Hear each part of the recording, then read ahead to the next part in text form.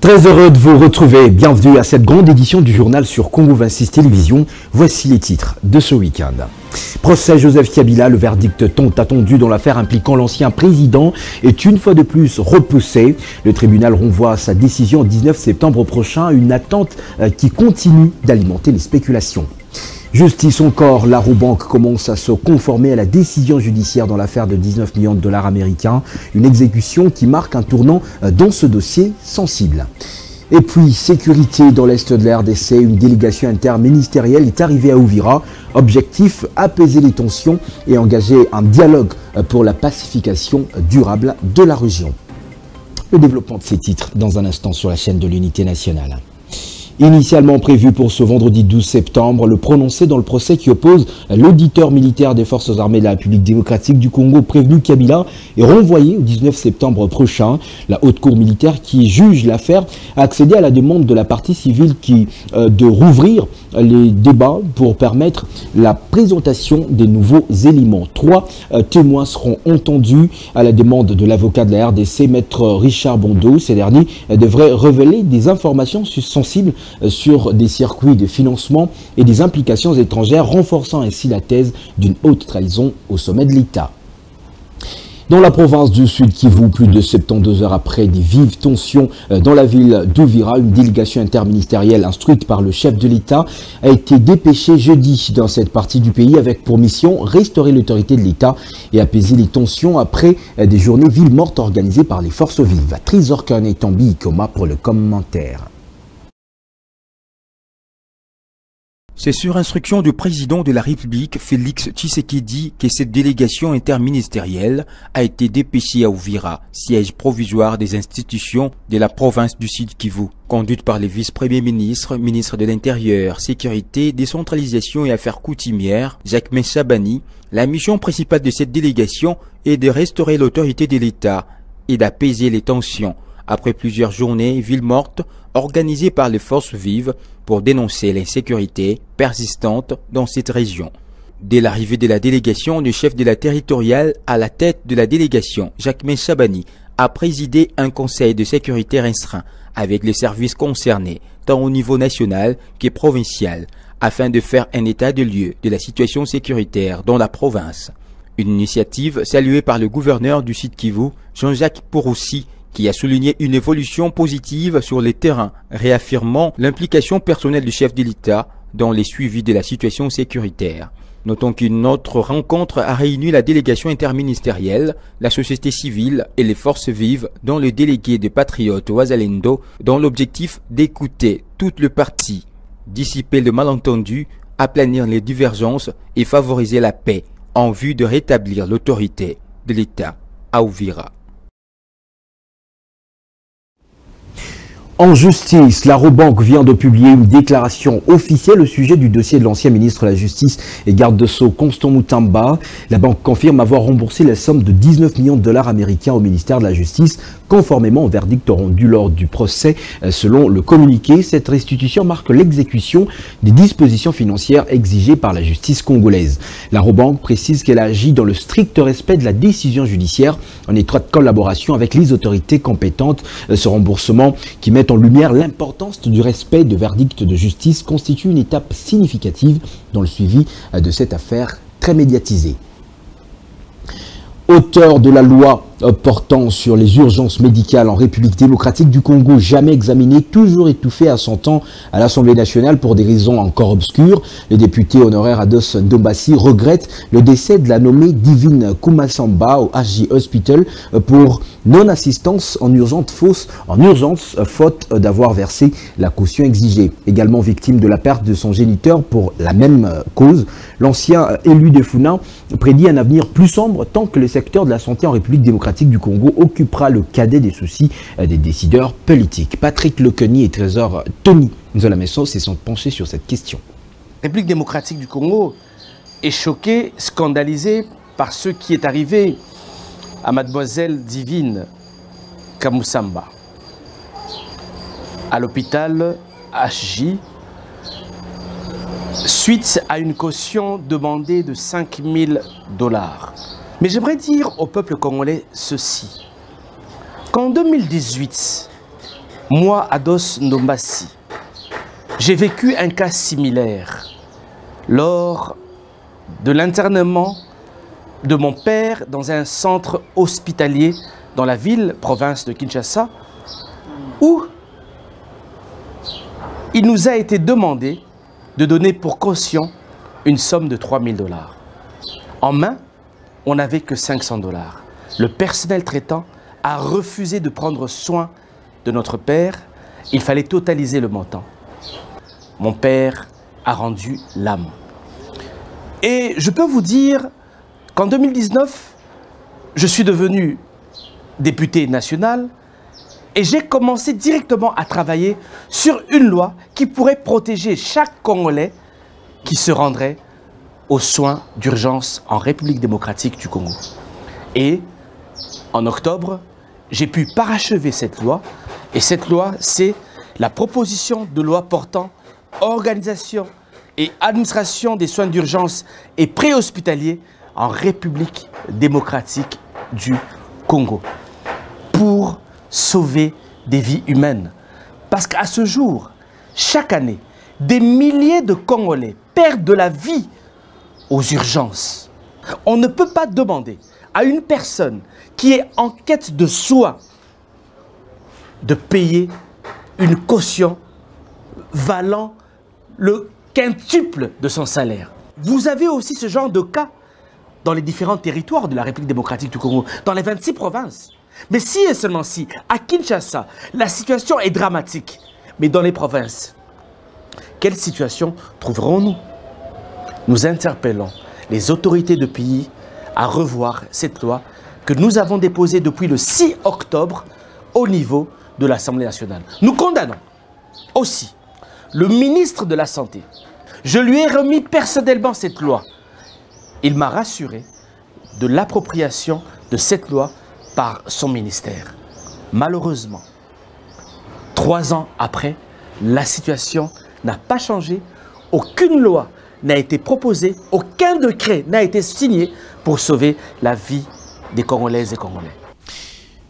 Voirie urbaine à Kinshasa, 3 ans après le lancement de travaux de réhabilitation des avenues Nyango et Kalembelembe, tronçon, Mouchi, rond-point des Huileries dans la municipalité Lingwala, c'est la marche à la tortue. Conséquence, des embouteillages monstres et des inondations à redouter à quelques jours du retour de la saison de pluie. Sephora Roby a fait le constat.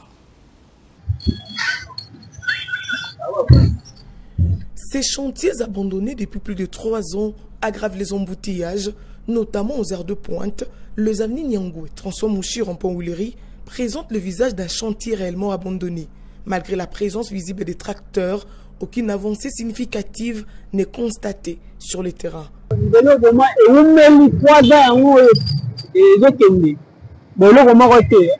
plus, on se donne là. En plus, on se là. Donc maintenant, je vais vous et belé bazar au tsango na katikati ya nzela parce que bana quel projet na mabele donc ça eza ba place mosusu pe ya roboka mabele bato ko tala bango projet na bango gani ni pona nzela. Plus alarmant encore, l'avenue Kalembelembe, non loin de la pédiatrie portant le même nom. Le délabrement a atteint un niveau très avancé. Une grande partie de la route est transformée en lac artificiel, rendant l'accès presque impossible. Les caniveaux, censés canaliser les eaux usées et pluviales, sont remplis de déchets plastiques et autres immondices, aggravant le risque sanitaire. La circulation est rendue difficile, surtout en cette période de la rentrée scolaire où les transports en commun se trouvent sous pression.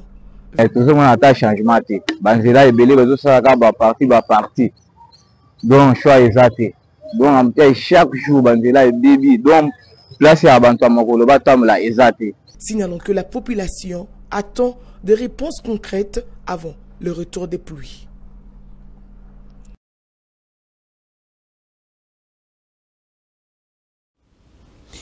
Face au chômage et aux difficultés de trouver un emploi stable, beaucoup de jeunes Kinois se lancent dans l'entrepreneuriat localement appelé débrouillardise. On le trouve un peu partout, dans les coiffures, les cabines téléphoniques, la restauration, encore d'autres petits métiers de survie. Avec peu de moyens, mais beaucoup de créativité, ils se battent au quotidien pour se faire une place et répondre à leurs besoins. Eunice Kimpembe pour le constat.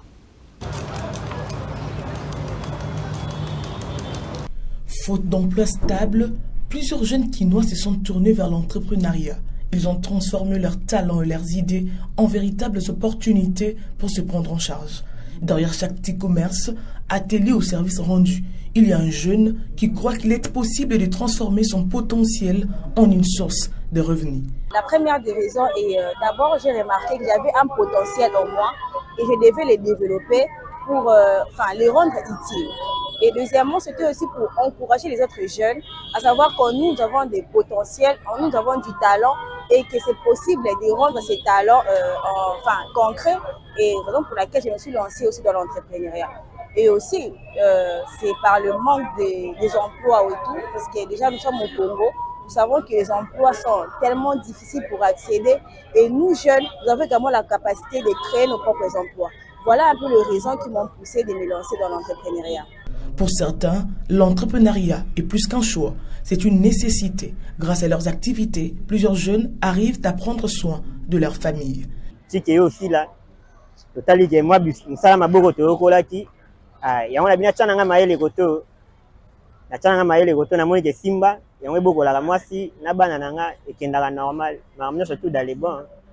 Pour Simba, na boy na ke ba midi 14h, to iba, to salaboy, to tene, to bomba, to panzate. Mais si la volonté et les idées ne manquent pas, les moyens financiers font souvent défaut. Nombreux parmi ces jeunes appellent les autorités au soutien, non seulement par un accompagnement financier, mais aussi par des structures capables de les former dans la gestion et le développement de leurs entreprises. Plusieurs établissements de l'enseignement supérieur et universitaire de Bunia, chef-lieu de la province de l'Ituri, ont clôturé l'année académique 2024-2025. Des lauréats ont fait la marche à travers les grandes artères de la ville en signe de réjouissance. Le point dans ce reportage de notre correspondant à Bunia, Joël Balinda. Cette clôture de l'année académique 2024-2025 à Ituri pour les universités publiques de l'État s'est passée dans une ambiance chaleureuse des lauréats, membres de famille et des autorités académiques. À Bunia, vers la matinée de ce vendredi 12 septembre 2025, une marche suivie d'une caravane motorisée a été observée le long du boulevard de Libération de Bunia par les lauréats des différentes institutions, ISDER et Sepromad Bunia. À l'Institut supérieur de développement rural ISDER Bunia, cette cérémonie a été une satisfaction totale. Cette institution qui forme des experts en développement rural se félicite en ces jours de ces lauréats livrés sur le marché d'emploi. Preuve de cette marche à travers le village, tandis que la même ambiance a été visible au centre-ville de Bunia.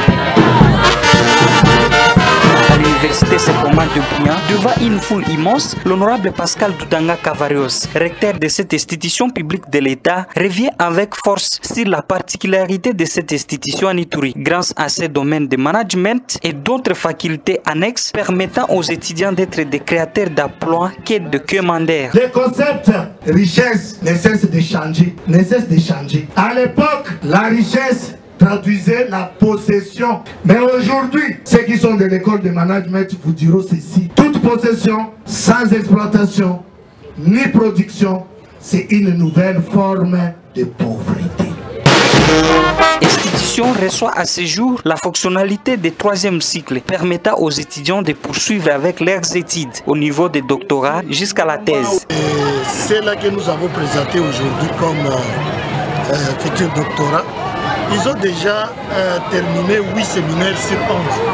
Ils attendent que 3 séminaires et nous sommes à pied d'œuvre pour que les enseignants spécialistes de ces séminaires viennent ici. Signalons que dans la capitale provinciale de Bunia, plusieurs universités ont répondu présentes à la clôture et proclamation des résultats comme prévu par le calendrier académique. 6 ans après sa disparition, Pierre Ndaye Moulamba continue d'unir le cœur. Ce vendredi 12 septembre 2025, les anciens léopards et la structure Allez-y les léopards ont inauguré sa pierre tombale, rendant ainsi hommage à l'homme derrière le 9 buts légendaires et inégalés de la CAN 1974.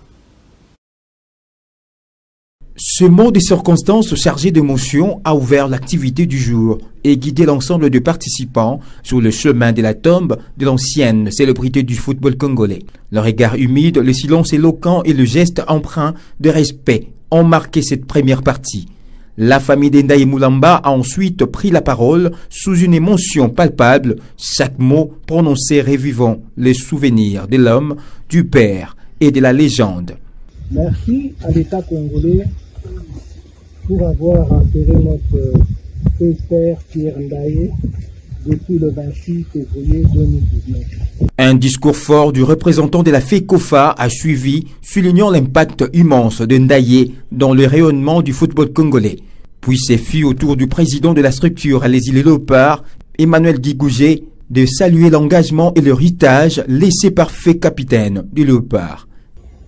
Papa Pierre Ndaye Moulamba. Je me rappelle que j'étais ici encore pour accompagner la famille pour nous enterrer.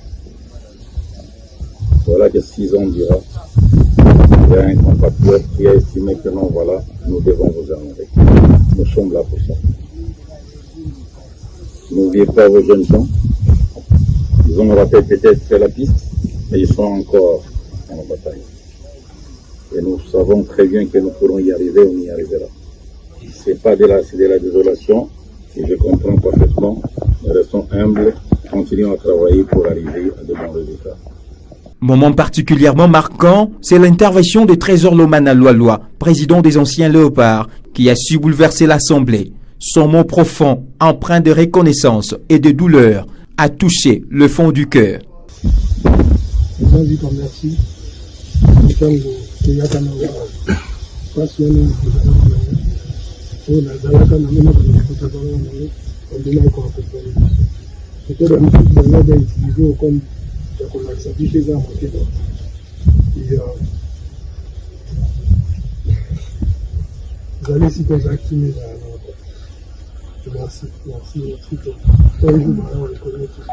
Le point culminant a été la levée du bâche qui recouvrait la pierre tombale, en présence de la famille, des anciens léopards et de la structure Allez-y les léopards. La cérémonie s'est clôturée autour d'une même table dans une ambiance de fraternité, des souvenirs partagés et surtout des soutiens mutuels. Ainsi s'achève cette grande édition du journal. Voici le rappel des principaux titres. Procès Joseph Kabila, le verdict tant attendu dans l'affaire impliquant l'ancien président est une fois de plus repoussé. Le tribunal renvoie sa décision au 19 septembre prochain, une attente qui continue d'alimenter les spéculations. Justice encore, l'Arobank commence à se conformer à la décision judiciaire dans l'affaire de 19 millions de dollars américains, une exécution qui marque un tournant dans ce dossier très sensible. Et puis, sécurité dans l'est de la RDC, une délégation interministérielle est arrivée à Uvira, objectif apaiser les tensions et engager un dialogue pour la pacification durable de la région. Merci d'avoir suivi ce journal, excellente suite de week-end à toutes et à tous en compagnie de Congo 26 Télévision, vous le savez, la chaîne de l'unité nationale. Mesdames, Messieurs, bonsoir.